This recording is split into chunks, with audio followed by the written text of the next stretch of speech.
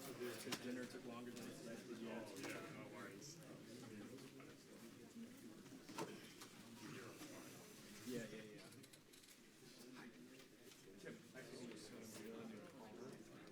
But now I'm just putting stuff in it. I heard your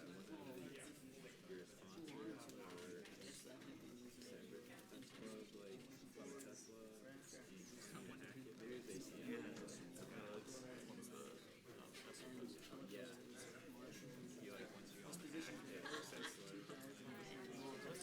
like once you program where if you sign up, you can try to hack it and bring something. My timeline.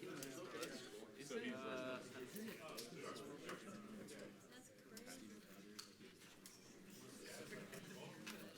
but I found out like it was like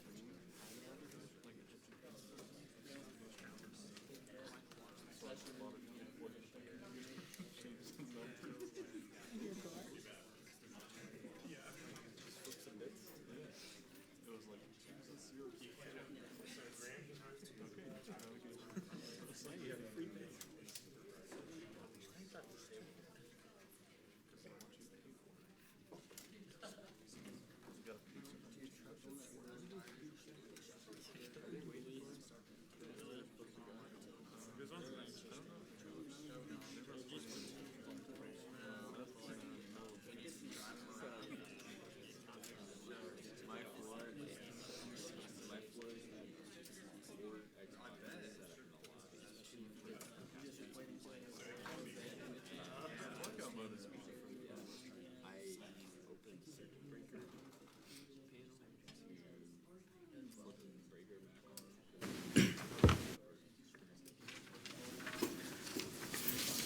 All right, so good evening, everyone.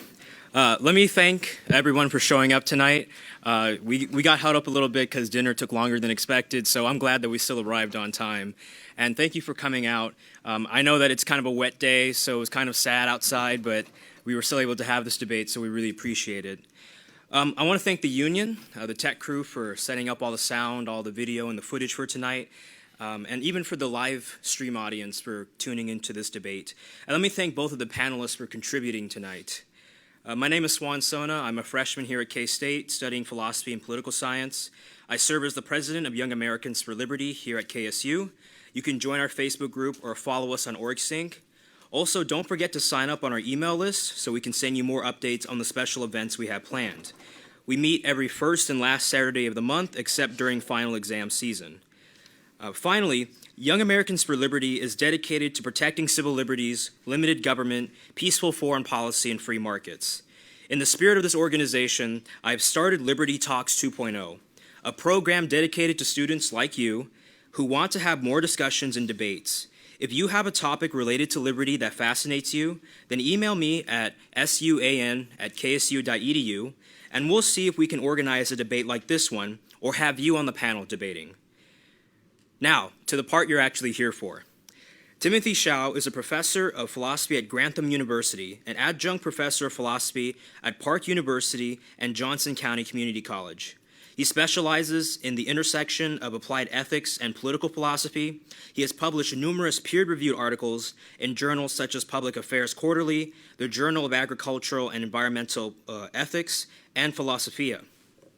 Our second speaker is John Herrington, and it's an assistant professor in the Department of Philosophy and a Munson Sumu faculty star in the College of Arts and Sciences at Kansas State University. His research focuses on questions in political philosophy and applied ethics, with a particular interest in public health, security, and the ethics of emerging technologies. Previously, he was a research fellow in the Medicine Ethics Society and History Unit of the University of Birmingham. He completed his PhD in philosophy at the Australian National University. Now to the format of tonight's discussion/debate. We will begin with a 20-minute opening statement by Professor Hsiao, followed by a 10-minute response from Dr. Herrington. Let me emphasize that we agreed to the time slots, and we are not stacking the odds against Dr. Herrington. Furthermore, this is not a debate along partisan lines. You're not going to hear one side say, let's have guns and nukes, and then the other side saying, let's have no guns at all. This is meant to be a reasonable discussion between two experts in this field, trying to get at the heart of what we should do and how we should view our moral rights associated with gun ownership. So after those opening remarks, I'll have a 30-minute discussion between the two of them, and then open up the final 30 minutes of tonight for Q&A with you, the audience. Professor Hsiao, the floor is yours. Well, thank you for having me. I'm grateful to the K-State Young Americans for Liberty for inviting me to speak, and for Professor Herrington for agreeing to participate in tonight's discussion. I want to begin by clearly stating what I will be arguing for in tonight's discussion. I will defend two claims. First, there is a moral right to own firearms. Second, this moral right is not defeated by the empirical evidence. I will not be talking about the legal right to keep and bear arms. Although I believe that the Constitution does protect such a right, my goal here is to establish a more fundamental basis for gun rights. In other words, if the Second Amendment never existed, the government would still be obligated to allow individual gun ownership for purely moral reasons. So let's turn to the first claim, which is that there is a moral right to own firearms. A right is a claim or entitlement to do something or to have something provided to you. We can think of rights as moral shields that protect us as we pursue our fulfillment. Rights provide us with protection by carving out a moral space for us that others are obligated to respect, whether that be through non-interference or by positively providing us with something. While there's a lot I could say about the nature of rights, let's take as our starting point the right to life. To say that I have the right to life is to say that I am entitled to my continued existence, such that my life may not be taken away from me, at least not without a morally sufficient reason. Now, the right to life is arguably our most fundamental right. It is the foundation on which all of our other rights stand, in the sense that our other rights protect the various components necessary for a life well lived. For example, bodily integrity, property ownership, and freedom of expression are all deserving of respect because they're integral elements of a good life. In that sense, all of our ancillary rights presuppose the right to life. If we don't have the right to life, then we don't have any rights at all. Now, since the purpose of a right is to protect my well-being, the possession of a right entitles me to protect that which I have a right to. Thus, if I possess the right to life, then I must also possess the corresponding right to protect my life using whatever means necessary, consistent with the rights of others. This includes the right of self-defense, which is the right to protect one's life by means of force. Because it flows from my right to life, self-defense is a right that I, as an individual, possess.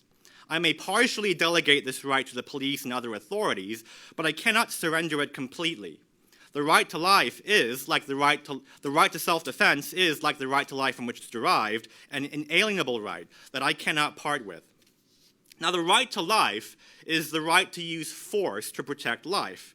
But I cannot use force without using some means of force, whether it be a stick, a knife, or even just my arms and legs. Exercising self-defense requires that I do something. But in order to do something, I must first possess some means of doing so. So, if I possess the right of self-defense, I must also possess the right to a reasonable means of my defense. This is just another way of saying that I possess the right to bear arms as a necessary component of the right of self-defense, where arms just refers broadly to any means of reasonably initiating a self-protective action. What this all implies is that the right to bear arms is ultimately a natural extension of the right to life. The rights to life, self-defense, and arms are a package deal. Now, it's important that we focus on reasonable or prudent self-defense, for although self-protection is possible with a wide range of everyday objects, self-protective actions frequently occur in the context of significant physical disparities. Think about it. If you're a criminal bent on violently victimizing an individual, you would want to select a target who you are capable of overpowering and exploiting. So, in delineating the scope of the right to bear arms, we must pay careful attention to tools that are especially well suited towards equalizing disparities that are commonly exploited in violent crimes. Since the point of the right of self-defense is to protect one's life, and since one cannot protect one's life without a reliable, effective, and proportionate means of doing so, the right to self-defense must guarantee the right to a reasonable means of self-defense. What's more, the right to self-defense must guarantee us the right to a reasonable means of lethal self-defense. For many criminal attacks involve the threat of grievous bodily harm or death. There would be no point in having the right to self-defense if it didn't guarantee us a fighting chance at protecting our life. Now, a reasonable means of self-defense is one that's able to reliably, effectively, and practically deliver a proportionate amount of force in response to a threat of harm. Guns seem to clearly fit this description. They don't require great skill to handle and can be effectively used by all sorts of individuals to equalize physical disparities with ease. And this isn't just baseless speculation either. There's overwhelming agreement within the empirical literature that guns are extremely effective in self-defense and are frequently used for this purpose. A 1993 study published in the Journal of Quantitative Criminology found that out of 8 different forms of robbery resistance, victim gun use was a resistance strategy most strongly and consistently associated with successful outcomes for robbery victims. A 2000 study published in the Journal of Criminal Justice found that men and women who resisted with a gun were less likely to be injured or lose property than those who resisted using some other means or who did not resist at all. In the case of women, having a gun does really equalize a woman with a man. A 2004 study published in the journal Criminology found that out of 16 different forms of victim self-protection, a variety of forceful tactics, including resistance with a gun, appeared to have the strongest effects in reducing the risk of injury. Finally, a 2010 study published in Crime and Delinquency found that resistance with a gun decreased the odds of robbery and rape completion by 93% and 92% respectively.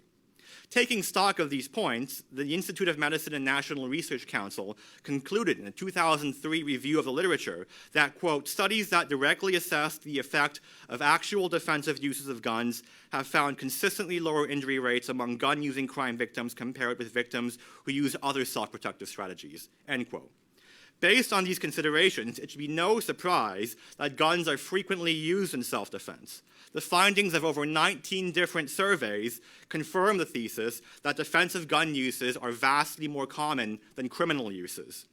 Let's recap. I have argued that our right to life entails a right to self-defense, and this right entails the right to a reasonable means of self-defense. Since guns are a reasonable means of self-defense, it follows that individuals have a moral right to own a gun.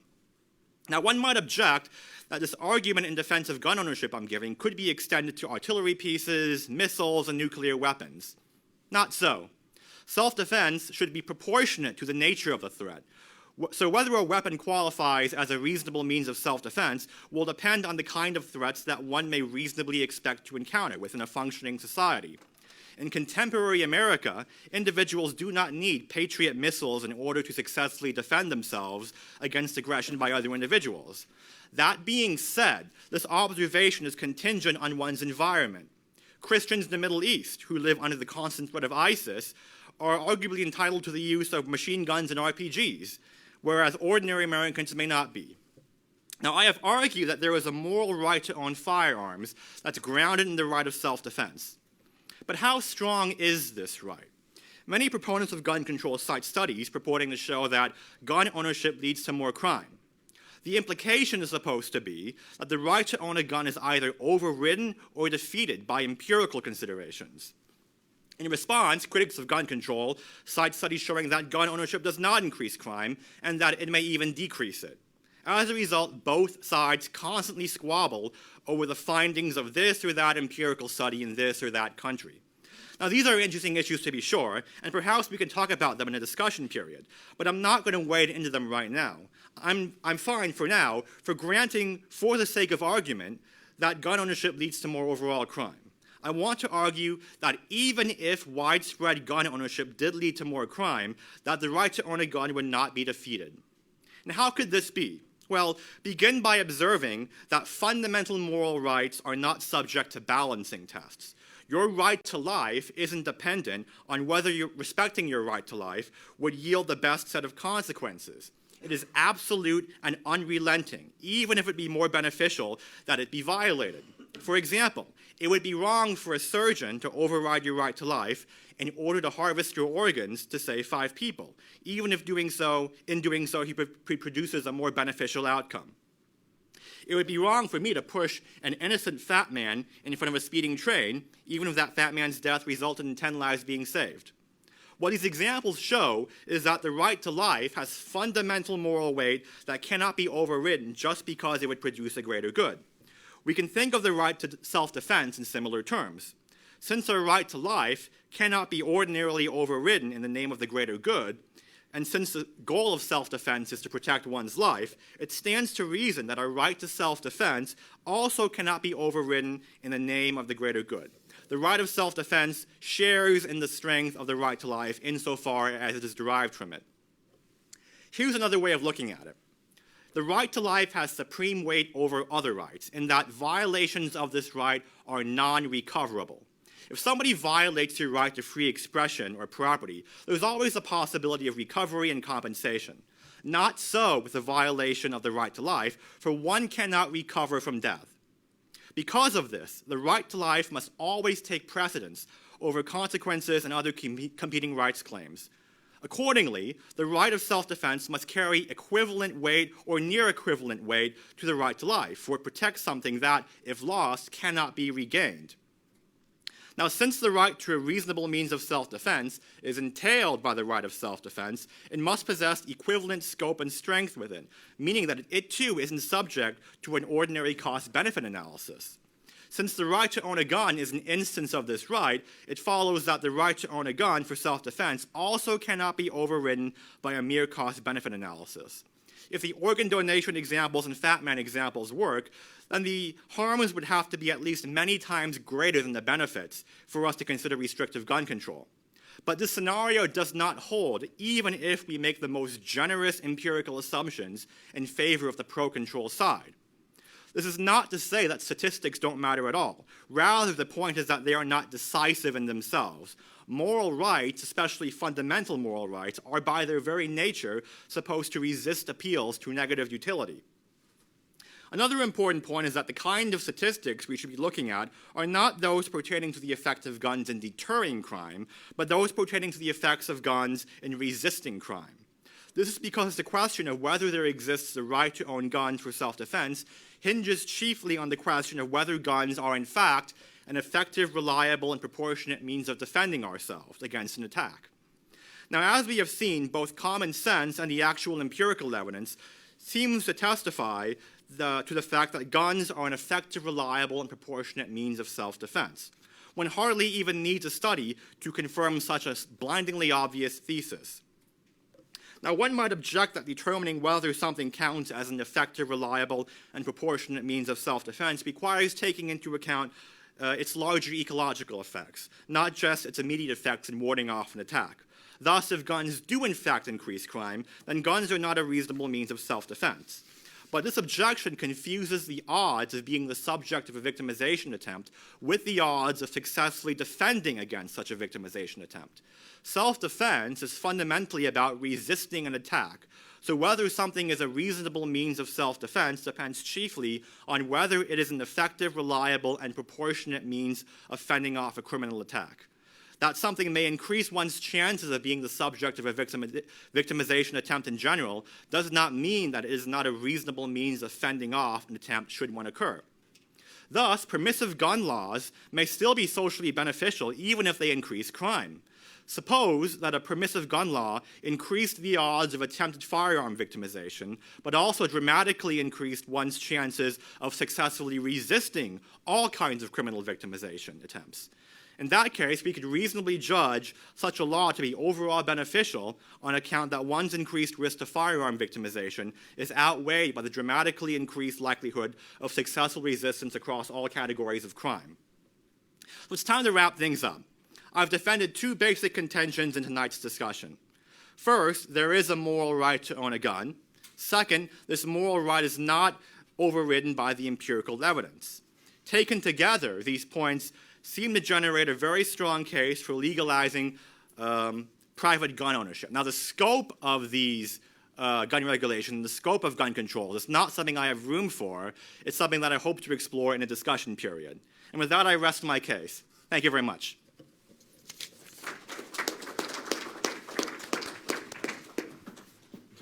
All right.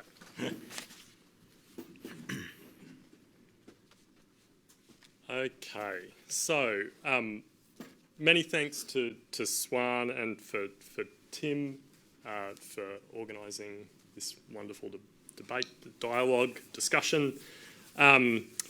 and a particular thanks for Tim for giving such a clear articulation of the case for a right to own firearms. I think that's it's really useful to have a nice, clear, straightforward account of why we might believe that there's a moral right to own firearms, and so I thank Tim for that. Swan, I will preface my comments by saying Swan was being entirely too generous when he described me as an expert in moral rights to own guns. This is a little far outside my professional competence, but it's an important enough issue that I thought I should come and engage with Tim's argument, and hopefully I'm going to present a kind of contrary view here, and we can have a bit of a discussion about that as well. So, two comments about Tim's discussion of the moral right to own guns. So first, I think when we talk about a right to own guns, talking about a right to own guns, in inverted commas, is a little too coarse-grained, right? And it helps gun grabbers like me and gun nuts like Tim talk past one another in really unproductive ways, right? If we just talk about a right to own guns, we're missing this kind of real question, which is whether individuals have a right to own particular kinds of firearms under particular sets of conditions, right? Because few people seriously claim that it should be impermissible to own any kind of gun under any circumstance, right? There's very few people who are coming for manual cycling long guns owned by ranchers, right, to fend off coyotes. The set of people who think that you don't have a right to own those kinds of guns is vanishingly small, right? Likewise, few people endorse maximally permissive rights to gun ownership, right? Automatic weapons for children, felons, even liberals like me, right? No one is on the side, very few people are on the side of maximally permissive gun laws. So the real disagreement is over the precise kinds of guns that we have a right to own and whether we have a right to do so free from background checks, licensing regimes, registration, or safekeeping requirements. And it's not clear, to me at least, that a comprehensive licensing scheme or universal background checks meaningfully impede the capacity for people to engage in self-defence. In much the same way that you might think that similar rules for driving a car are not typically taken to impede one's right to freedom of movement. Okay. So I'd like to hear Tim kind of give us an account of what restrictions he thinks are and are not compatible with the moral right to own a gun for self-defence. I need a little bit more specificity to see exactly where this argument lies. Right.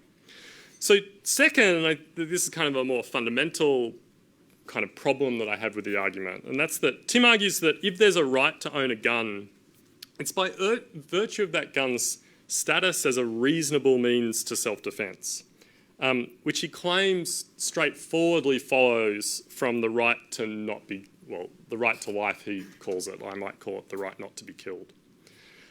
But I think that's not quite right. I think if gun ownership imposes some risks on third parties, then it's reasonable to ask whether the right to, it's reasonable to suggest that the right to gun ownership is going to hinge on whether guns are an effective means to self-defence relative to alternative methods of self-defence, like using pepper spray or a baseball bat, right?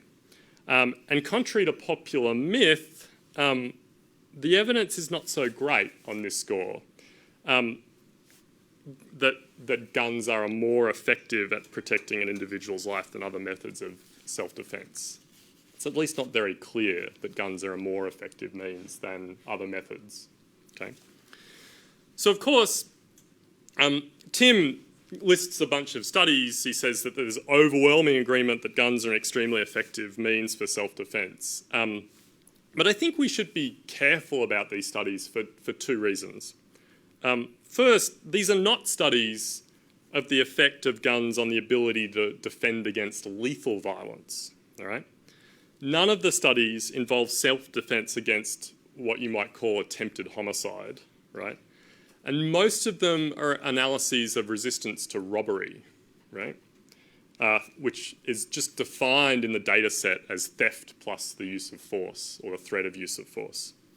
And it's not often clear in robbery cases that your right to life, as opposed to your right to your property or your wallet or your car or whatever, is actually threatened, okay? So Tim doesn't argue that you have a right to a gun because you have a right to use or threaten potentially lethal violence to defend your property, right? Or to prevent minor injury from occurring to yourself in the case of like a simple assault down in Aggieville when people are drunk, right? So the relevance of these studies to his argument is a little unclear to me, and I'd like it to be clarified, right? And in any case, the 1993, 2000, 2004 and 2010 studies that he discusses actually really fail to establish that a gun is more effective at preventing injury than many other kinds of weapons, right? So blunt objects, chemical deterrents, etc. Indeed, and we can go one by one through them if we have time in the questions, but to save time, take my word for that. Indeed, there's more recent studies of defensive gun use, such as a 2009 study by Hart and Mythe and a 2015 study by Hemingway and a 2018 RAND Corporation meta-analysis of all the previous research that shows that there is no statistically significant difference between defensive gun use and many other protective strategies, right? Including running away, using other weapons, or even calling the police, right? So in short, the evidence base for the claim that Tim requires, which is that guns are a more effective means to self-defense than other alternatives, is, I think, ambiguous at best. All right, so they're my comments on Tim's approach. How much time do I have left? 2.5 minutes. Okay, so here's the quick sketch of what I might call the public health approach.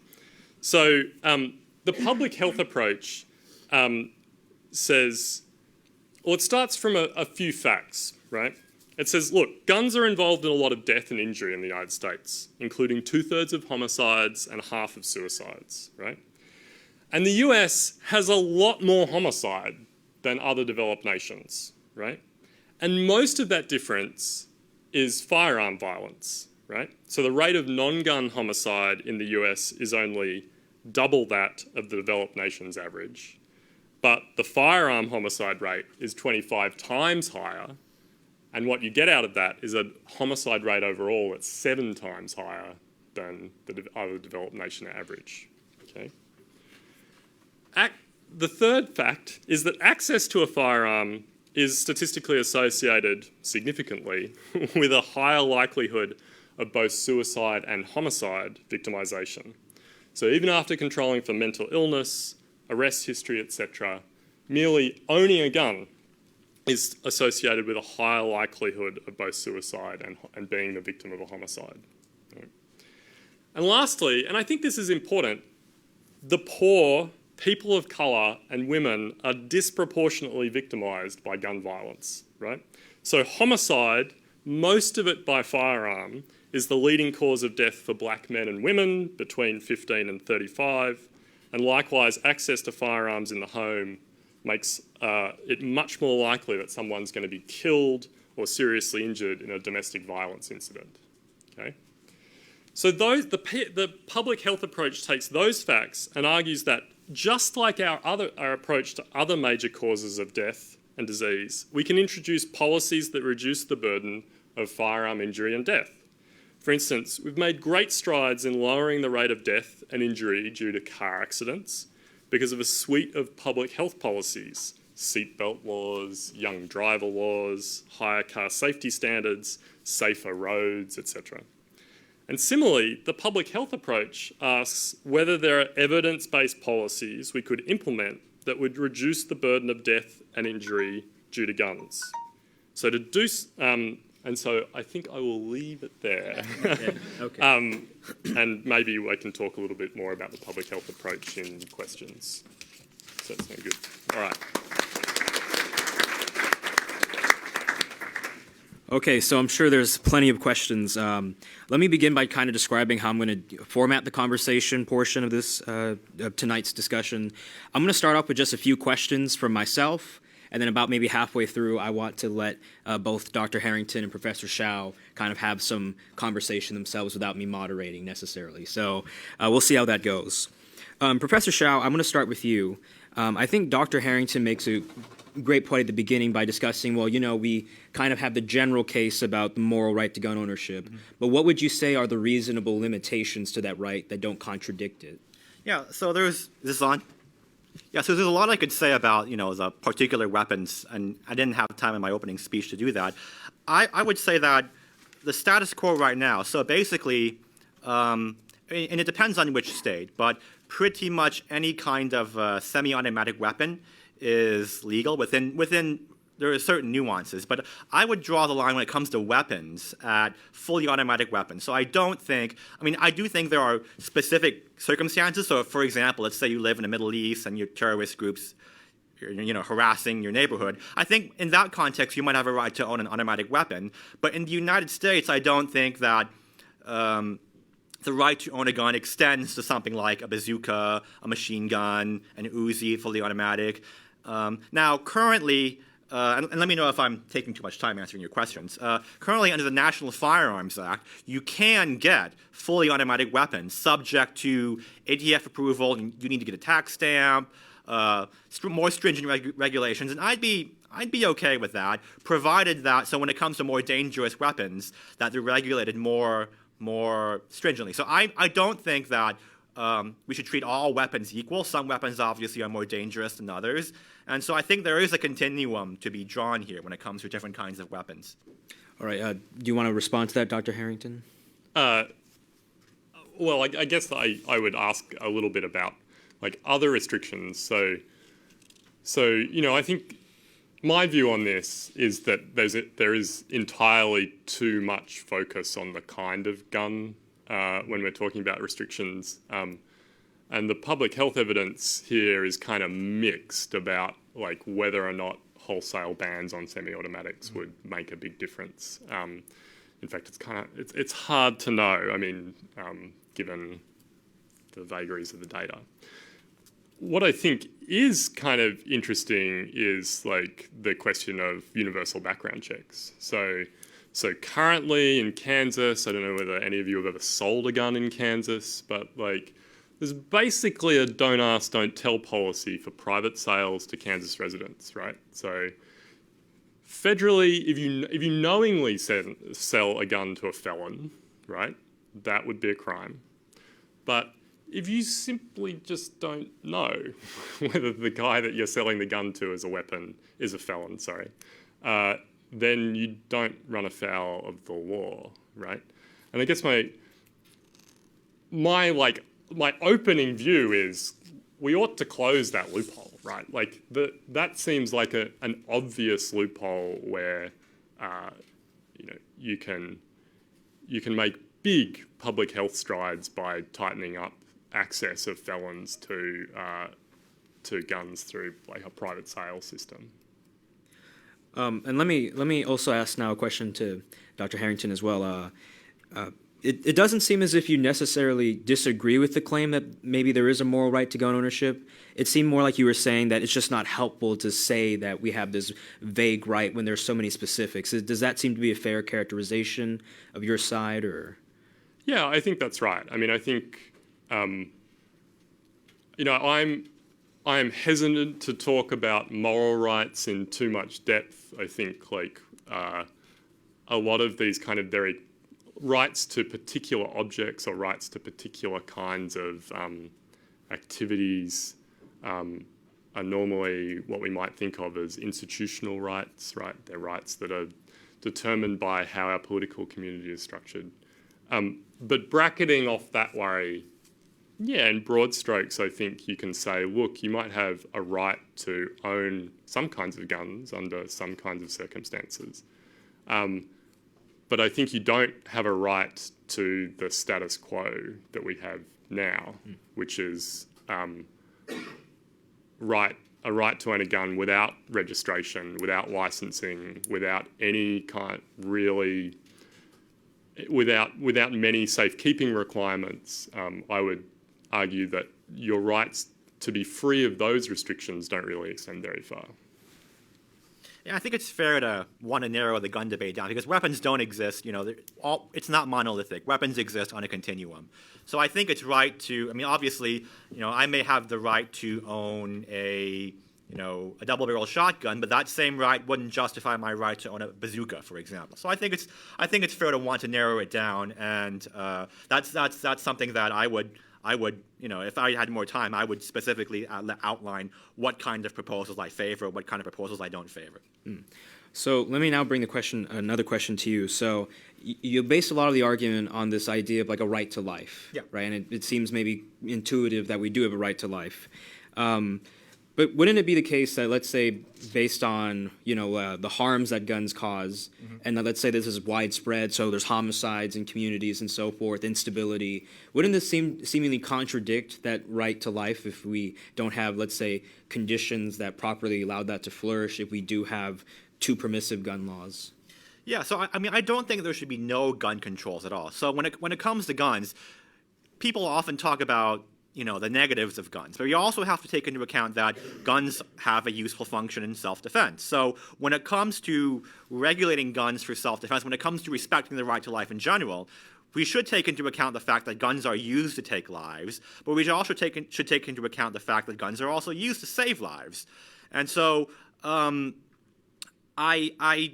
don't know if it's helpful to focus on one rather than the other. I think there should be some kind of, obviously, if we had, for example, more criminal uses of guns than defensive uses of guns, I think there would be room there for looking at gun policy and revising what we have right now. But as it stands, I think when it comes to the number of defensive gun uses each year, most surveys, about 2021 surveys show that there are between 760,000 to 3 million defensive gun uses each year, compared to around 416,000 criminal uses. So right now, there seem to be more defensive gun uses than criminal uses. And so I think right now it weighs in favor of the right to life.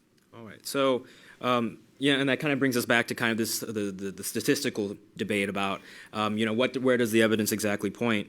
Dr. Herrington, I noticed that you kind of questioned the studies that Professor Hsiao cited, so we can maybe get to that point.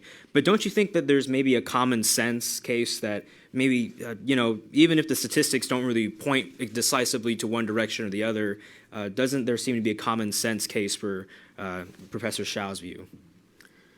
Yeah, I think so if I can talk briefly, I mean, I don't want to have a huge statistical debate because debates about statistics in this kind of format are like a bad idea. We're not going to get very far, right? Like, you guys can't look at the studies; you don't have them in front of you. I will say that when people talk about the number of defensive gun uses, I think we should acknowledge that there are people who dissent from the view that defensive gun use is as frequent as Tim suggests. The studies that he's citing are ones which were conducted by a number of different groups, but they involve a particular survey methodology that some people reject. Other studies that use a different data set suggest that the number of defensive gun uses is actually really low, right? 15,000 a year. And in particular, legal defensive gun uses. So the number of gun uses that are self-reported as defensive in these kind of telephone surveys, but in fact, when you look at the particular circumstances, may not have in fact been legal uses of a firearm, are a little bit concerning. So I think I want to just push out the boat and say the number of defensive gun uses is in fact in dispute. When we talk about the common sense view, I think that's right? There are certainly going to be circumstances where having access to a firearm is the difference maker, right? There's going to be these certain circumstances where your possession of a firearm and not some other weapon like made the difference in saving your life, right? My point in talking about the statistics is to say that how frequent that is, right, is a matter of some dispute, right? And second, the ordinary cases in which people use guns or attempt to use guns, the data suggests that they wouldn't have been any better off in most of the cases where they used a gun to defend themselves from violence if they had used another weapon, right? Comment? Yeah. Yeah. So there is controversy over the number of defensive gun uses, and most of the view that there are low defensive gun uses. The source for that comes from the National Crime Victimization Survey, which is a government-run survey that looks at criminal victimization across the entire country. Now, people who use that study, like David Hemingway and others, find that, well, there are only about 60, 70,000 defensive gun uses each year. The problem with using the NCVS is that the NCVS wasn't designed to measure defensive gun use. Indeed, respondents are never asked directly whether or not they used a gun for self-defense. They merely have the option to volunteer that information. So, of course, there's going to be an under-reporting issue. So, yeah, there is controversy over the number of defensive gun uses, but when it comes to the source for the low defensive gun use count, I don't know if the NCVS is more reliable to survey methods that specifically are designed to measure the amount of defensive gun uses. All of those surveys, all 21 of them, including 3 done by the CDC, find that defensive gun uses are they're more common at least than criminal uses. So it is controversial, but I would say the stronger evidence points toward there being more defensive gun uses. And the RAND survey that Dr. Herrington pointed out, and Dr. Herrington says about, some surveys say about, or some methods say about 15, 16,000. The RAND survey, the RAND meta-analysis, finds that the NCVS almost certainly, in their own words, quote, almost certainly underestimates the amount of defensive gun uses. So it's controversial, and I'll leave it at that because I don't want to get into a statistical debate because obviously, you don't have the studies in front of you. You can't evaluate what I say. You just have to take my word for it. So I'll just leave it at that. Yeah, let's not touch this. It'll be like contribute to the net amount of boredom in the room. I disagree with Tim about which one is the right survey to use. So, one thing to say about this is once we're in a situation where we're talking about, so obviously I'm going to concede that there are some cases where a gun is the difference maker, right? But we're in a situation where we need to ask ourselves, like, whether it's reasonable to have a gun for self-defense in the sense that is a gun a proportionate response to the kinds of threats that you're kind of like reasonably going to face, right? And the question is like, how often are you going to be in a situation where you are threatened with lethal violence, right? And you could do something about that threat, right? And a gun, rather than some other self-protective strategy, would make the difference, right? That's the incidence rate that we need. We need to know like how often is it the case that you would find yourself in those kinds of situations, right? If we're going to justify a right to own guns by virtue of self-defense, okay? And my supposition is that actually, given the rate of violent crime in general, the number of times that you're going to find yourself in those and the specifics of how violent crimes occur, and in particular how homicides occur, the number of times that you're going to find yourself in those kinds of situations is vanishingly small, right? Yeah, so what I would say is that it's when we look at averages, it can be misleading because the benefits and negatives of whatever you think of are not usually evenly distributed. If you live in a high-class neighborhood where it's a gated community, there's security guards, security cameras everywhere, you're probably not going to be the victim of a violent crime. Whereas if you live in a low-income neighborhood where there's a lot of racial tension, where there's other exacerbating factors, you are probably more likely to be the victim of a violent crime. So it's I would say it's painting too much of a broad stroke to focus, just in abstraction what your odds of facing a violent crime are. You have to look at the specific context, and I think there's a stronger case to be made that those in certain socioeconomic conditions are at more risk for being the victim of a violent crime, and for those people, they would have a stronger right to self-defense and a stronger right to own a gun. So we're about halfway through with the conversation portion. So right now I'm going to let loose, and I'll let maybe Tim start by asking some questions to Dr. Herrington, and then we'll see where the conversation goes from there.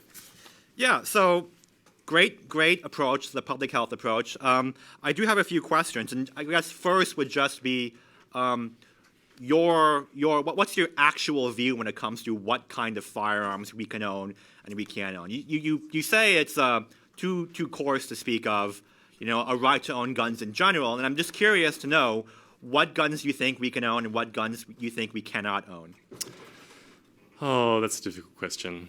So this is where my lack of expertise runs out, right? So I'm reluctant to take a very precise position here because I just don't know enough about the data first. And second of all, I don't think the data that we have is as complete as it could be, in part because of some choices that the federal government has made around the funding of firearm research. It's very difficult for federal health funds to go towards firearm research. But if I'm going to push out the boat in without committing to too much, I would suggest that the real issue is how we regulate handguns, right? Handguns are the vast majority of homicides. They're the thing that makes the biggest difference when it comes to suicide risk. Same thing with the domestic violence, increased domestic violence risk. And I think there is a kind of prima facie case for banning handguns, particularly high-capacity semi-automatic handguns, because the data on self-defense and the capacity of these kinds of guns to increase your capacity to defend yourself is kind of weak, right? So we have all these handguns running around that really, it seems like, don't make a statistical difference with respect to people's ability to defend themselves. But they do kill an awful lot of people, right? Particularly people of colour and women.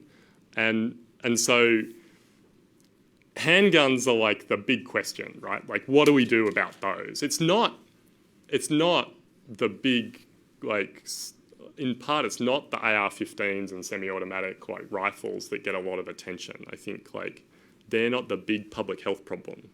They're a problem for a very particular kind of event, right? So handguns. Let's for argument's sake, let's ban handguns, right? Okay. All right, and just quick follow-up. So you would, for the sake of argument, support banning handguns. Right. What guns do you think we can be allowed to own? If not handguns, what can we own, or maybe no guns in general? So I think it's should certainly be permissible to own manual cycling long guns, right? Certain kinds of shotguns, right? I have no problem with people owning those kinds of guns. But the kind of gun question is in some sense, you've also got to think about the kind of regime of licensing around those guns and the regime of Like, do we have permit to purchase laws that require people to have an affirmative like background clearance before to make sure that they comply with the nice federal list of like no felons, no misdemeanor domestic violence, no mental health orders, right? Do we have those kinds of laws in place? If we do, it looks like the public health data looks like it suggests that makes a big difference, right? So yeah, manual cycling long gun. Like if people want to hunt, right, or they want to own a vintage M1 Garand, right, or they want to own, I guess an M1 Garand is semi-automatic, isn't it? But It's a rifle. it's a rifle, right? It's a long gun. The real issue for me is handguns, not long guns. You have a question for me? Oh yeah, awesome. So, so one question I had, and this is about that kind of argument, is, so do you think felons have a right to own a gun? So the reason I ask this is the self-defense argument. Like, we typically don't think that felons give up their right to self-defense outside of the context in which they initially offend, right? So, like, you go to jail, right, and then you're released, you pay your debt to society.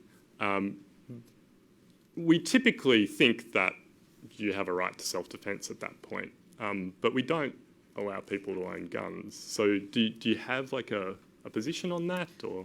Yeah, I don't think felons should be allowed to own guns because felons have at least, I mean, felonies are a broad stroke, but I would say that, you know... Well, violent felons. Violent felonies. Okay, so I'd say that violent felons have demonstrated that they're not capable of... I mean, they're more likely to pose a risk to other people, and so giving them a gun would be counterproductive in a sense that it wouldn't facilitate their defense, it would facilitate a harmful use. So felons have done something to forfeit their gun rights. So they don't forfeit their right to self-defense in general. They forfeit their right to a particular means of self-defense. I don't think even felons forfeit their right to self-defense. Even felons, they remain human beings. They possess the right to life. And so criminals don't forfeit all their rights. They forfeit some of their rights. And so I would say felons, violent felons in particular, don't have the right to own a gun. At least, yeah, I would leave it there. Felons don't have the right to own a gun. Violent felons. So, I mean, I find it a little bit puzzling. The reason why is that, you know, you make this case that the right to life is absolute, and self-defense rights, by virtue of their connection to the right to life, are absolute. And by virtue of its connection as an effective means to self-defense, gun rights are also absolutes, right? Yeah, well, I don't think gun rights are absolute. I don't think gun rights are entailed by the right to bear arms. I think gun rights are one way of exercising that right. So rights that are entailed by other rights, I would agree, they're not able to be forfeited. But I wouldn't say, because the idea of, you know, a basic, fundamental, natural right to own a gun, that I wouldn't say that we have that kind of right, because guns are obviously instruments or things we invent. You know, would we have a right to gun? You know, would it follow, if we had a natural right to own a gun, it would follow that people back before guns were invented had a right to own a gun? That wouldn't make sense. So I think guns are, the connection between self-defense and gun ownership is a contingent one, contingent on, you know, whether guns actually do the thing they're supposed to do. Okay. So one thing to say is if it's contingent, right, on if it's contingent on whether or not giving that person a gun would in fact be likely to increase the risk to other people, right? So it's the way that you disqualify. I don't know if I would right? say the risk to other people. I would say if they could use it in a way that would defend themselves and not unnecessarily put other people at harm. Right. So felons get disqualified because they've proven in some sense that they can that they can use weapons to harm. I other would people. say there's a presumption of maleficence on part of felons. Right. But isn't there like a presumption of like incompetence with respect to most people with respect to guns? So like if you put a handgun in my hand, I've never touched a gun in my life, right? I come from Australia, like a famously disarmed, like unfree, like hellscape.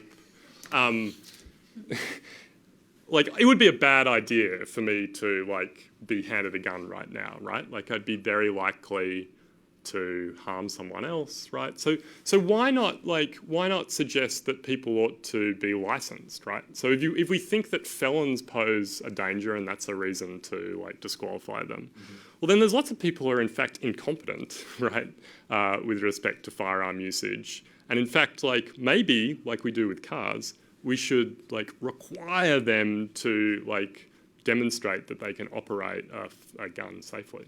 Yeah, so two things. First, I'm not sure that there is a presumption of just being completely unable, clueless to use a gun. If you put a gun in front of me, or I guess I'm probably not a good example because I've shot guns before, but if you put a gun in front of somebody, I don't think they're gonna be like, oh no, a gun, and then a minute later they shoot themselves, right?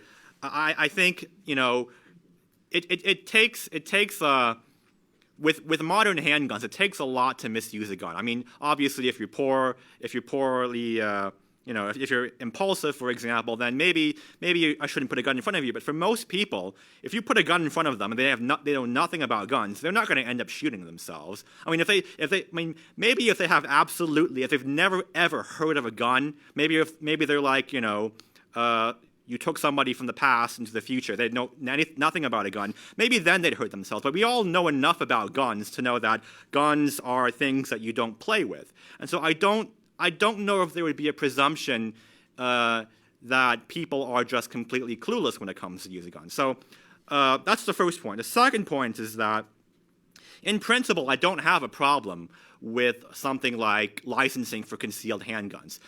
What I do have a problem with are licensing systems that require people to demonstrate a special need to own a handgun. So, for example, in New Jersey, in California, you need to justify a special need to own a handgun.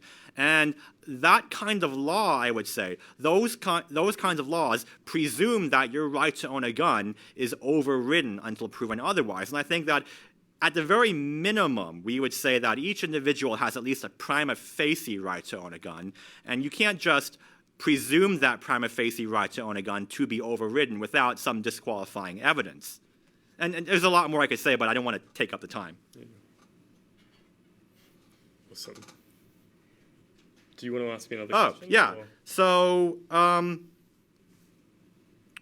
curious about, this is sort of piggybacking on what I said earlier about my question to you. So the topic of this discussion, debate, is the moral right to gun ownership. So strictly speaking, you would say that there is a moral right to gun ownership, but only for specific classes of guns? Just as a point of clarification. I mean, again, I'm a little bit, I find the idea of moral rights with respect to like these complex kind of like, these complex social phenomena or technologies kind of suspect, right? But like, if I was gonna suggest, if I had to suggest that it was a kind of moral right, I would suggest, yes, you have a moral right, but it's like deeply kind of qualified, right? Like we need to specify very clearly what the moral right requires, just like we do with free speech, right? So it's not like the right to free speech is a moral right to say whatever you want, right? Like we have like a list of qualifications that we apply to the moral right to free speech, right? So you're not allowed to, like, you don't have a moral right to, like, spread false, defamatory information about other people, right? Like, no one thinks that's a moral right. No one thinks you have a moral right to, like, cry, there's a bomb in here, right? Like, no one thinks you have a moral right to do all sorts of different things, right? So I think when we think about guns, yeah, maybe there is a moral right, but it's one that's, like, relatively tightly specified, right? And the real like question that we all as a like society have to answer is like how like permissive Okay. is the like are the conditions under which Right. we can write. So to pick up on that, so let's suppose you're right that on average, individuals tend to guns are counterproductive on average. Yep. Now, it may be the case that guns are counterproductive on average, but there still remain some individuals for whom gun ownership, specifically handgun ownership, would prove beneficial. Yeah, good. What would you say about those, that, say, minority of people for which gun ownership would actually benefit them? What should their options be when it comes to owning a handgun? So maybe there is this set of people who are in a particular set of circumstances such that they really do have a moral right to own a handgun, and they shouldn't really have to ask anyone about that, right? Like, the problem is that their right is in tension with other people's rights. So it's like when we talk about the social costs of gun ownership, it's not just that like these social costs aren't like sitting out in the ether. They're harms to particular individuals, and I think it's reasonable to think of those as like rights violations. Okay, and I'll give you a sketch to see what I mean in the context of self-defense, for instance, right? So when we think about a right to self-defense, right, which we all have, right, I wouldn't talk about as a right to use force. I'd talk about as a right to not have anyone interfere with your capacity to avoid death or injury in the event that you're attacked, right? And there's two ways you could interfere with someone's capacity to avoid death or injury, or at least two ways, in the event that they're attacked. One is you could deprive them of a gun, like an effective means to defend themselves against the attack. Another is that you could make their attacks more lethal, right? By like giving them handguns, okay? And so the way that we talk about guns with like rights, the rights of gun owners, the good guys on the one hand, and then this like amorphous kind of notion of social costs on the other, underplays the sense in which the wide availability of guns like might actually in fact violate the self-defense rights of vulnerable people. And with that, I'll now open up the floor for audience Q&A. So if you have a question, just raise your hand and try to speak as loudly as you can so I can hear it and kind of repeat the question back to the microphones. Not all at once now. Whoa. Is there somebody in the back? Let's go with the gun. Okay. You mentioned you've never fired or touched a firearm. Yeah. Would you like to?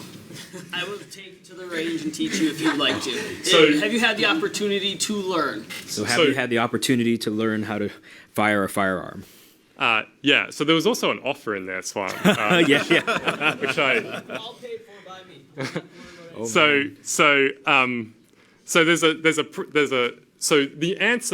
the answer is yes.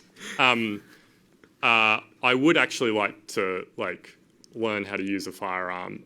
In part because I live in a state with lots of firearms, right? And so I'd like to know how to render one safe, right? If I came across one, I have a small daughter, I might come across one at their playmate's house or whatever, right? The more practical question is, if you're a student, there's like this gift relationship problem that like faculty are not allowed to accept. It's a good thing that Mark here is not a student. Okay. Well, yeah, Mark and I can talk, but maybe I can just pay to come down to the range and get a lesson from you guys. All right. So there was a lot of discussion about what's proportionate to the threat, or what sort of mean is proportionate to the threat. Something we didn't really talk about.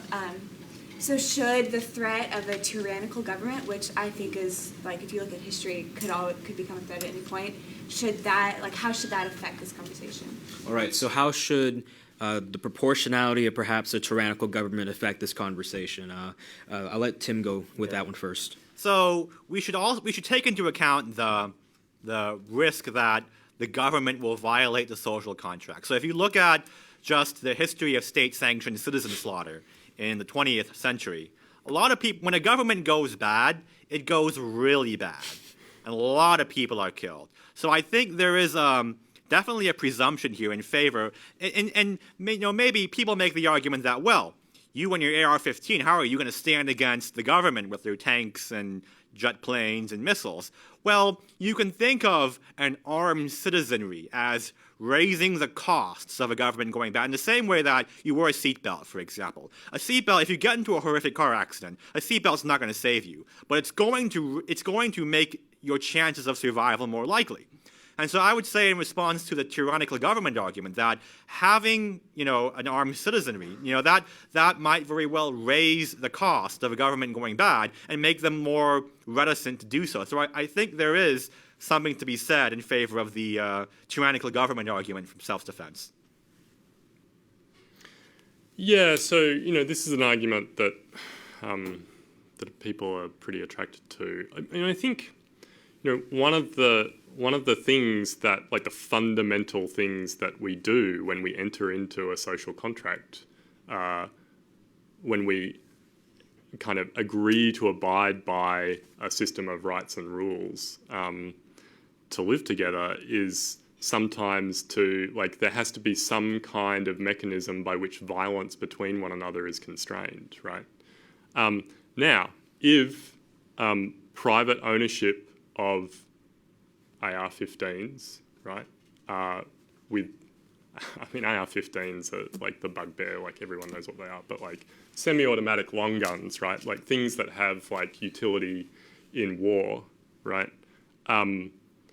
if private ownership of those is compatible with like constraining a lot of, like, if it doesn't have a large externality, like a lot of violence, like associated with it. And if, in fact, there are things like safe storage requirements, right? So one of the things that I think is compatible with owning guns in order to resist tyranny is to have really stringent safe storage requirements, right? So keeping ammunition stored separately from the firearm, right? Having like trigger locks. No one likes trigger locks if you like own a gun, but like those are things are maybe roadblocks to self-defense, but it doesn't seem like they're roadblocks in quite the same way to owning a gun in order to resist tyranny, which is a kind of longer term. Like it's not like in general the jackboots are going to come to your house and you're going to have like 2 minutes to prepare, right? Like there's going to be time as the country disintegrates, right, for you to like take preparations. Maybe if I could also add one thing in. When this argument is raised about tyrannical governments, a lot of people say, well, this is the United States. We're not the Soviet Union. We're not like these other crazy nations out there. So it's not really reasonable to say that it could happen here. What would you say in response to that?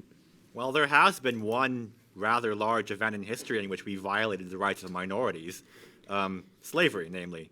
So it's not inconceivable that something like that on that scale could happen again in the future. I mean, the problem is that we just don't know enough about, geopolitical affairs to make an assured prediction that things will never go bad. I mean, what's going to happen 100 years from now? I can't give you an answer. I don't know what the government will be like 100 years from now. Maybe we'll still be around. Maybe we'll be completely upside down. I don't know. And so I think there is value to be had in having, that kind of insurance against a government that goes wrong. Yeah. And maybe to also Dr. Herrington, maybe taking a utilitarian spirit. So I think you were talking about, at least you'd be willing to ban handguns, but not long guns and shotguns and so forth. Right. But it seems as if they can inflict the long guns and the shotguns can inflict more damage. So maybe handguns are just the lesser of two evils that could be before us.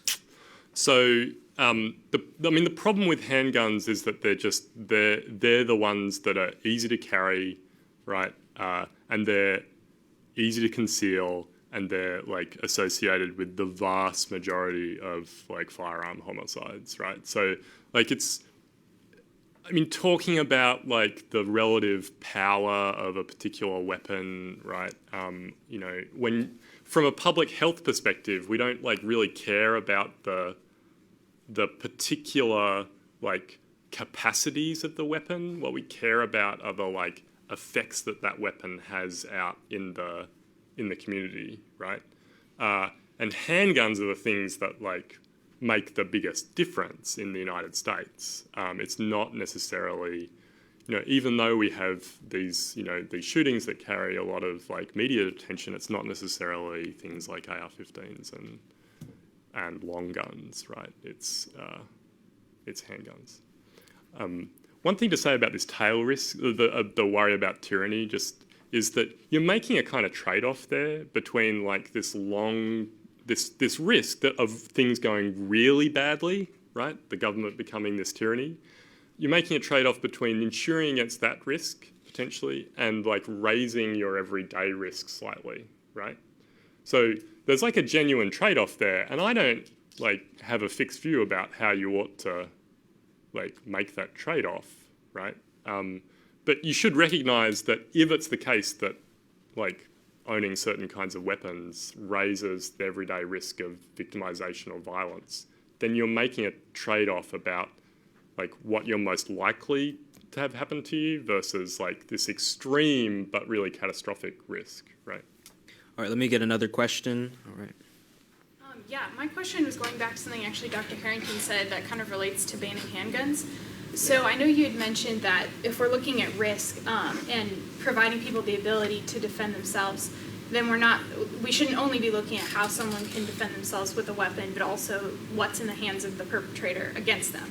So is it really a matter at this point of saying, sort of weighing the risk of like, okay, if there's more handguns in society, there's more opportunity for perpetrators to use it versus more handguns offering more ability to protect yourself? So do you see what my question is, like protection versus perpetration? Yeah, so one thing that you should always like keep in mind when you think about like what the appropriate response to a public health problem is are your interventions going to work, right? So like the kind of common complaint is if, we ban handguns, well, that's going to take guns out of the hands of the good guys, right? And then it'll just disarm all these people and the felons will keep their guns, right? One thing to say about that is like the economics of like criminal gun use are really important here. So like once you ban something, depending on the kind of thing it is, that can really change how easily accessible it is, right? And that's what you might care about, right? So like most criminal uses of handguns, the handgun like doesn't hang around, right? Like it gets ditched because it's a big piece of evidence, right, linking you to the crime. And so like there's the part of what makes that like viable if you're a criminal enterprise is that there's like another gun easily available for like $800, right? So yeah, I take that seriously. I think that's an issue that we need to think about. Like, what will this be? Just like prohibition, right? Where like it all just went underground, but people drank almost as much as they did before, right? Or will it have like because it's a durable good that takes some special skill to make and like involves like some pretty sophisticated machining and things like that? Will it have an impact on the trade, right? That's a complex question, right? But I think it's a good one, yeah. All right, let me see if there's another one. Right there in the red shirt. Yeah, so most of what you guys talked about was, your moral right in relationship to self-defense. What would be, or is there a moral right to having a firearm for purposes of hunting or sport? So beyond just self-defense rights, is there another kind of right to just have it for hunting or recreational activities? I would say there's a prima facie right. I would not say that right is as strong as the right to own a gun for self-defense. So if all we're looking at is hunting, do I have a right to own a gun for hunting? Yeah, you have a defeasible right, but that right can be defeated by more important considerations. So if all we're looking at is just the right to own a gun for hunting, I think that right, there is a right to own a gun for, or at least a defeasible right to own a gun for hunting. But I think that right would pale in consideration to, it wouldn't be as important as self-defense, and all the negative harms of gun ownership would seem to me, if all we're focusing on is the right to hunt using a gun, that would seem to outweigh the right to hunt with a gun. So I think the better approach is to focus on self-defense, because you don't have to hunt with a gun. You can hunt with a bow and arrow, crossbow, whatever. And so I guess my point would be, yeah, there is a right to own a gun for hunting, but it's not that strong. It's not as strong as self-defense. All right, right in the middle. So earlier in your opening statement, you said that there's some cases where it's right to have a gun for self-defense, right? Okay, but now you want to ban handguns. So are we going to be carrying around 30-30s for self-defense then? Or what do you recommend? Because a handgun is a self-defense gun. So if we don't have handguns, then what's the next alternative gun that we'd be carrying around? Well, sawn-off shotguns, obviously, right? No, I mean, so when I said that, like, there might be some cases where you genuinely do seem like you have a strong prima facie right to own a gun for self-defense, I think a handgun is probably the most appropriate gun, right? In those cases. But my claim was those cases are like a small enough subset of people who genuinely are at such significant risk that they require a gun to defend themselves as opposed to some other weapon. That they're not, for instance, defending their home, in which case often things like long guns are like almost as useful, right? In those cases, I think what we need to say is, yeah, like maybe those people's rights are not being respected, but we're trading off those people's rights against other people's rights to be free from criminal victimization or victimization at the hands of intimate partners that's really lethal, right?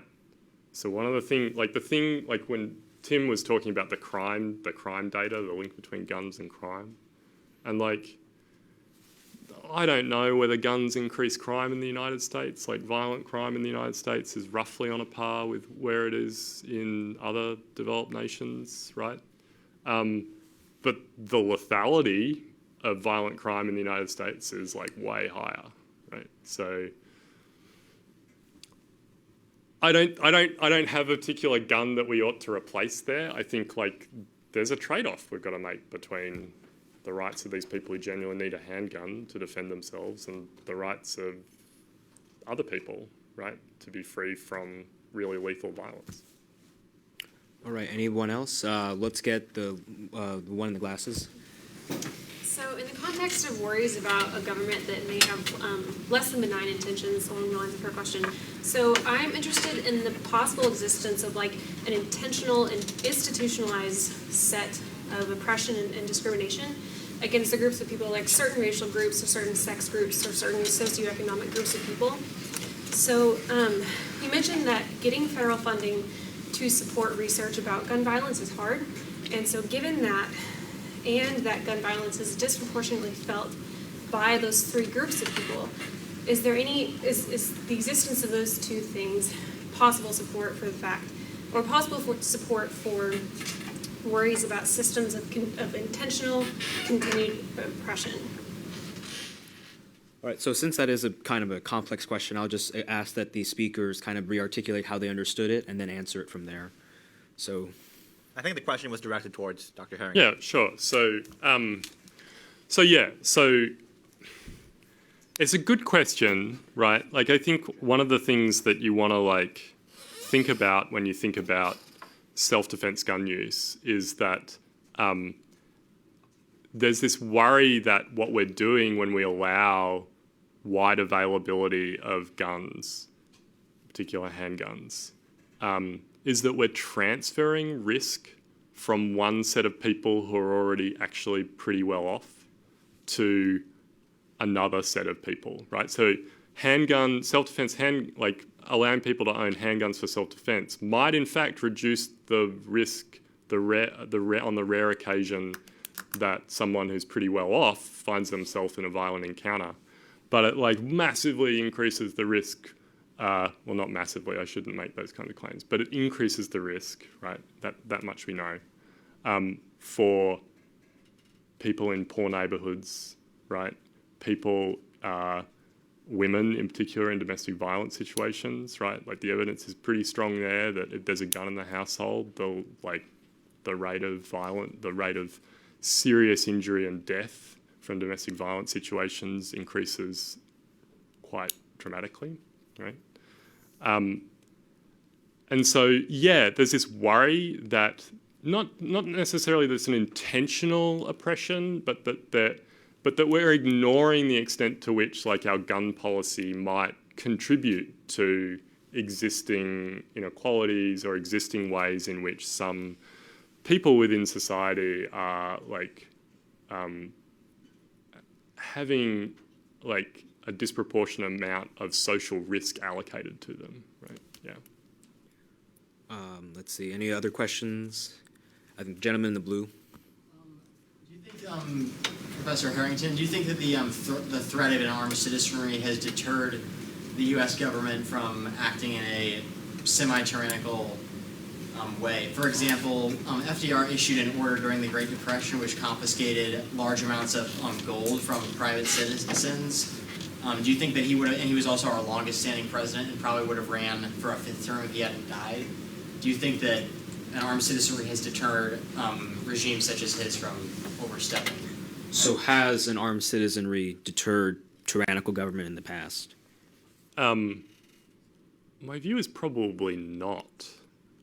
So, like, think about the like Japanese internment, right? Like, like this huge like rights violation that the government perpetrated on a class of undesirable citizens, right? Like, did an armed citizenry deter the government from doing that? No, they did it anyway, right?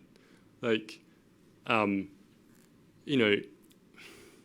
it's hard, right? Because this is like a counterfactual, right? Like, how do we know how history would have gone if there were fewer automatic weapons during the Depression, right? Or like, how do we know how history... But my sense is that the government, in general, that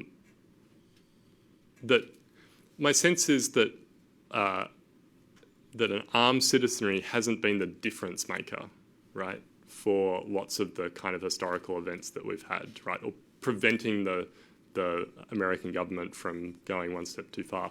And that's in part because there's like, I'd be interested if everybody knows of any like historical like records that suggest that like the government discussed doing something really heinous, but was like, well, we can't do that because like those folks have the guns, right?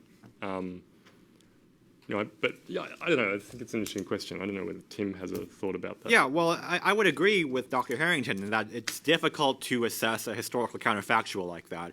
I would point towards smaller. So I don't know definitively whether a tyrannical regime has been deterred by firearms.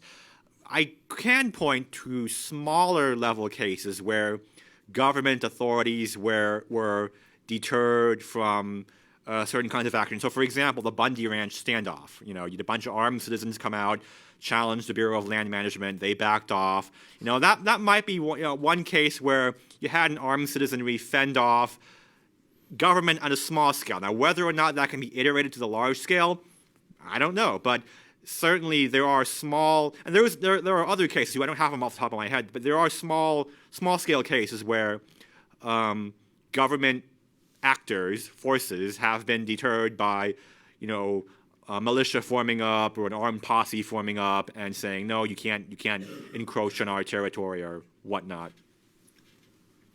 All right, I'm trying to also be sensitive to people who've had their hands up the longest time. So if you've had your hand up for a long time, just kind of make yourself more noticeable. Okay, sir in the black. So to Mr. Herrington, you talk about licensing for individuals to have firearms. Given the fact that, roughly speaking, we'll use general round terms, the number of deaths by violence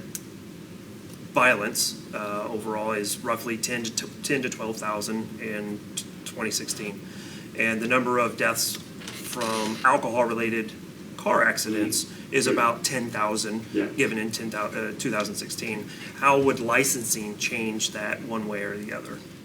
Well, I mean, I think the thing to think about is the counterfactual, which is what it was like before we started like seriously enforcing DUI limits, right?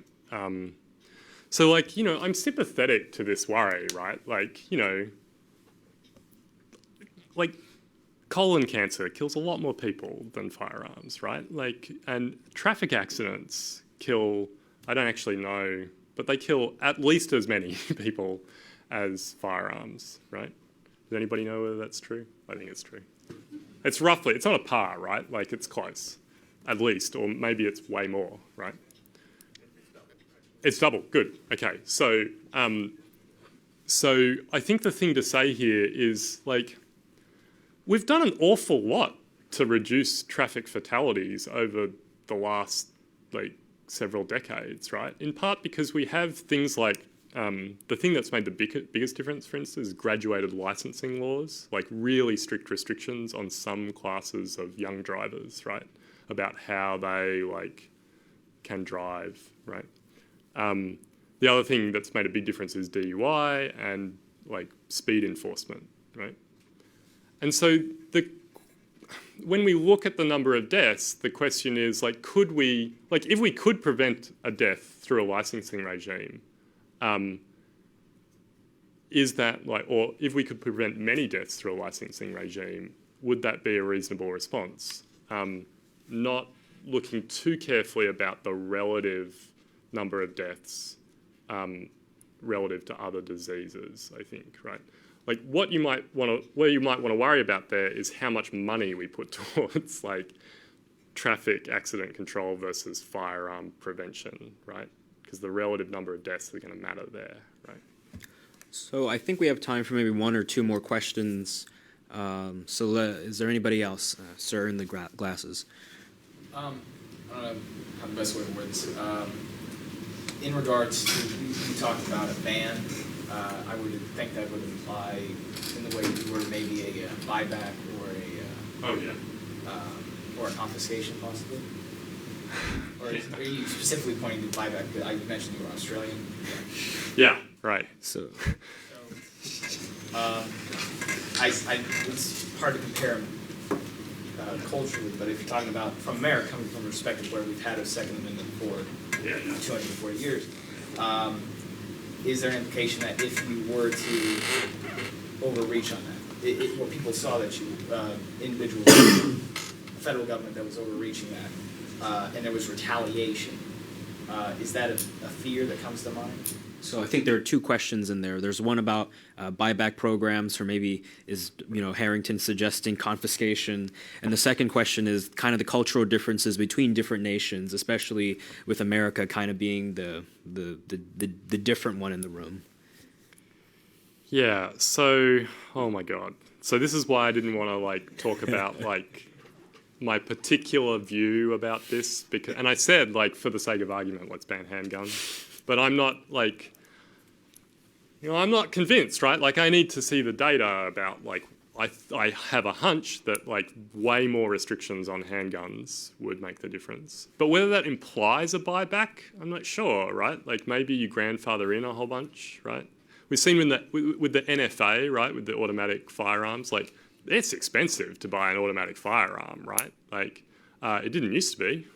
You could order Tommy guns, right? By mail. So like whether or not like a ban on new sales of handguns or like stricter licensing or like preventing people from concealed carrying handguns implies a buyback is a difficult question. I will point out that buybacks, even in Australia, which doesn't have quite the same like gun culture that is in the United States, there's nothing like it, in fact. And the buyback didn't get every gun, right? Like, they spent a lot of money buying back everyone's semi-automatic weapons, and I think they got 66% of them or 70% of them ultimately. Now, like 20 years later, like those guns have kind of aged out and they've kind of dripped in, and like, you occasionally get them confiscated and that sort of thing. But like, would a large-scale confiscation or buyback regime of like people's antique like guns that have been handed down from their grandfathers that have like been in the family for years, right, amongst people who have really strong antipathy towards like government overreach in the United States, whether it would work or, man, I don't know, right? Professor Hsiao, would you like to give the last word on this question? Yeah, I would like to say something about Australia's buyback program. So the buyback worked temporarily in reducing the number of guns in Australia, but as Dr. Herrington pointed out, 20 years later, the amount of guns that are in Australia now are basically at pre-buyback levels. And it's not clear that the ban reduced suicides or homicides. Suicides and homicides in Australia were already on a declining trend before the buyback. So people sometimes say, well, Australia's gun buyback model worked in reducing homicides and suicides. Well, they were already declining prior to the buyback, so it's not clear as if that you can attribute the decline to the buyback. Another thing I'd mention is that there seems, and of course this is not something I would say definitively, there seems to be a substitution effect. So the Australian buyback was initiated in response to a mass shooting. Now, in the 20 or so years after the buyback, there have been no mass shootings. However, mass murders haven't stopped. After the Australian buyback, you had at least 5 mass murders in which people were killed using non-gun weapons. Now, interestingly enough, prior to the buyback, you didn't have those mass murders using non-gun weapons. You had mass murders using gun weapons. So what seemed to happen was that you had a substitution effect. People still killed people. Mass murders still happened. People just decided to use different objects to do that. So it's not clear that the gun buyback reduced mass shootings at all, as opposed to just creating a substitution effect. So it's not at all clear to me that the Australian gun buyback model worked. All right, so that's all the time we have for tonight. Let me make some final announcements, and then we'll be able to leave. Let's first give a round of applause to both of our speakers tonight.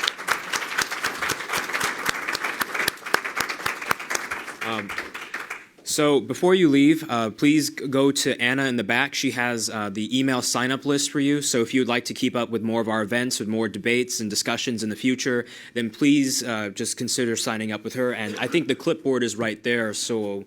But I also had our flyers to pass around. I tried to kind of give them that way, but it's a little bit hard. So if you want one or a pocket constitution, I have a bunch over here.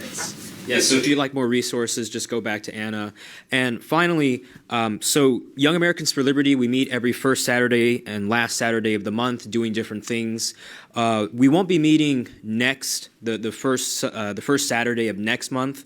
We usually meet between 1 to 3 p.m. That's because we're going to be doing a weekend warrior project. We're going out to a different state and doing some political activism. I do need a fellow friend to come along with me, so if you'd like to come along, just talk to me afterwards, and let's go have some fun. So thank you so much, and have a great night.